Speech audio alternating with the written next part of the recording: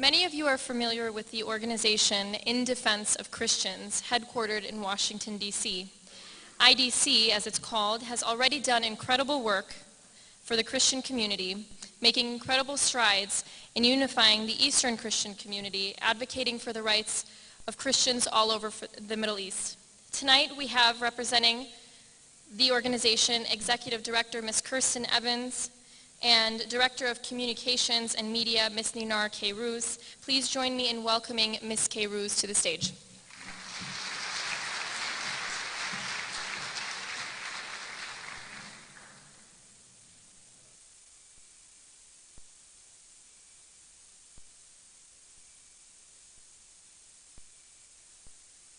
Shalom Aleichem.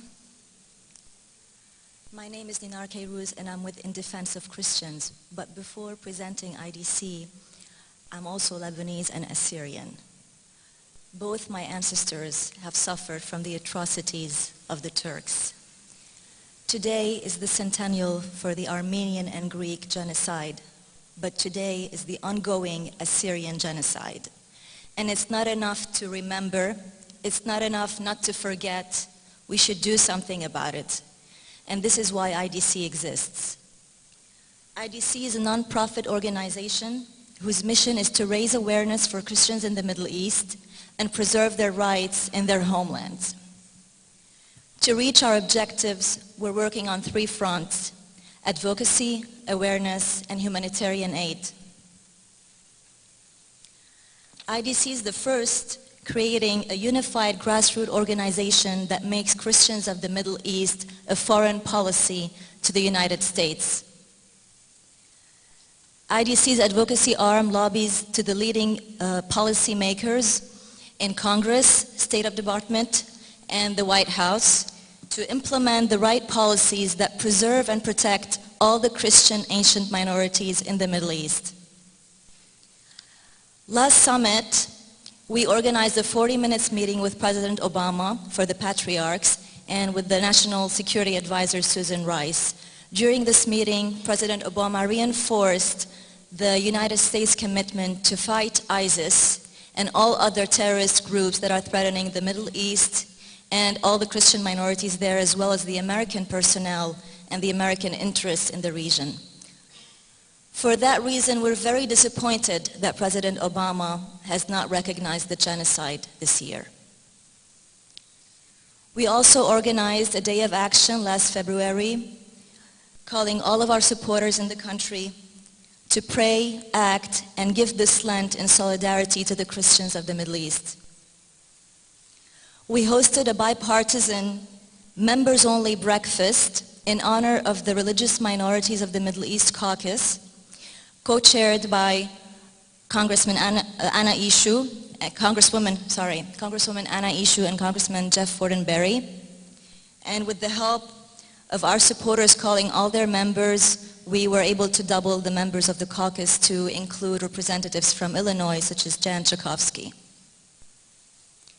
We also work on raising awareness because we know that American Christians in the United States know little about the Christians of the Middle East, and we're also working on raising awareness and unifying the diaspora. We believe that we need one voice to take to Washington. We need all the Christians to stand together and have one voice, one strong voice, so that Washington listens, so that the politicians know that these people are speaking up united, and that these people now will no longer be silent for what's happening to their own brothers and sisters in the Middle East. That's why we're creating chapters all over the US in many cities, and we just started our Chicago chapter yesterday. Ms. Rain Hanna can reach out to the community here in Chicago and tell you more about it and about the objectives of every chapter and how it works in every city, because I won't take long on that. But I wanted to talk about the humanitarian aid or the efforts that we're making in Lebanon, because this has to do with what's happening right now. In the last few months, mostly after the Assyrians fled Khabur cities and went more and more in more numbers to Lebanon, we were able to assist more than 2,000 families. We did it through our team in Lebanon, represented by Professor Alexei Mukarzil.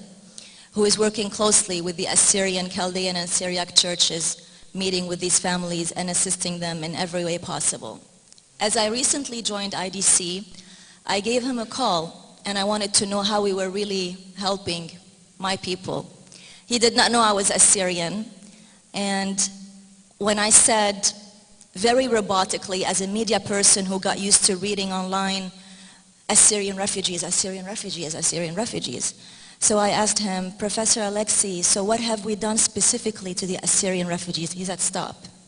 Did you say refugees? These are Assyrians. You do not call them refugees. Do you know what Assyrians are? And he gave me a half-hour speech about my own people, that they're not refugees, that they're the cradle of civilization, that he had not met people who have more dignity than them, who do not ask for anything, and who have so much pride. I smiled and I finally told him, yes, I know, I'm Assyrian too. When I hung up, I knew that I'm at the right place with IDC because everyone on board shares the same passion as mine, even without being Assyrian. And finally, not to stay long here, I want to leave you with a testimonial from the 2015 genocide.